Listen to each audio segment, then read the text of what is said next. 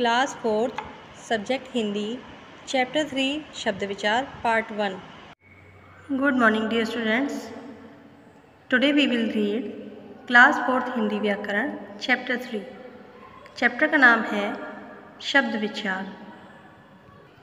आपने second chapter में वर्ण विचार के विषय में पढ़ा था, अभी आप शब्द विचार के विषय में पढ़ेंगे। देखिए, द प्लस ओ प्लस क प्लस आ प्लस न प्लस अ, इन वर्णों को मिलाकर एक शब्द बना है, यानी कि वर्णों को मिलाकर क्या बनता है, एक शब्द बनता है। ऐसे ही ये बगीचा लिखा हुआ है।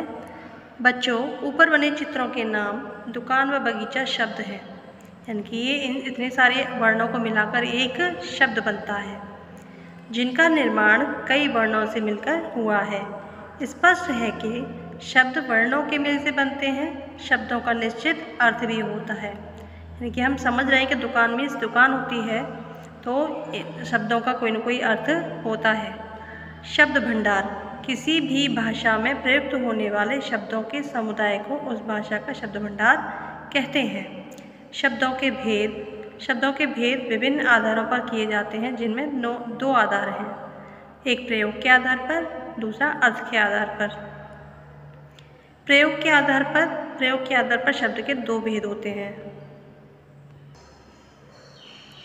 विकारी शब्द, अविकारी शब्द। अभी आपने शब्दों के भेद पढ़े थे, शब्दों के दो भेद होते हैं, प्रयोग के आधार पर, अर्थ के आधार पर।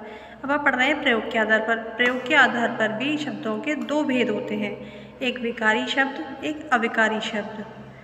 विकारी शब्द देखिए क्या होते हैं, जिन शब्दों में लिंग, वचन, काल तथा कारक के आधार पर परिवर्तन आ जाता है, उन्हें विकारी शब्द कहते हैं। जैसे विकारी शब्दों के भी चार भेद होते हैं। अब इनके भी चार भेद होते हैं और इनमें किस चीज़ पे परिवर्तन आ जाता है, लिंग, वचन, काल तथा कारक के आधार पर परिवर्तन आ जाता है। अभी जैसे कि आपने देखा, विकारी शब्द के चार भेद होते हैं, संज्ञा, सर्वनाम, विशेषण और क्रिया। ये विकारी शब्दों के भेद होते हैं। अब देखिए अविकारी शब्द, जिन शब्दों में लिंग, वचन, काल तथा कारक के कारण किसी भी प्रकार का परिवर्तन नहीं होता है, उन्हें अविकारी शब्द कहते हैं।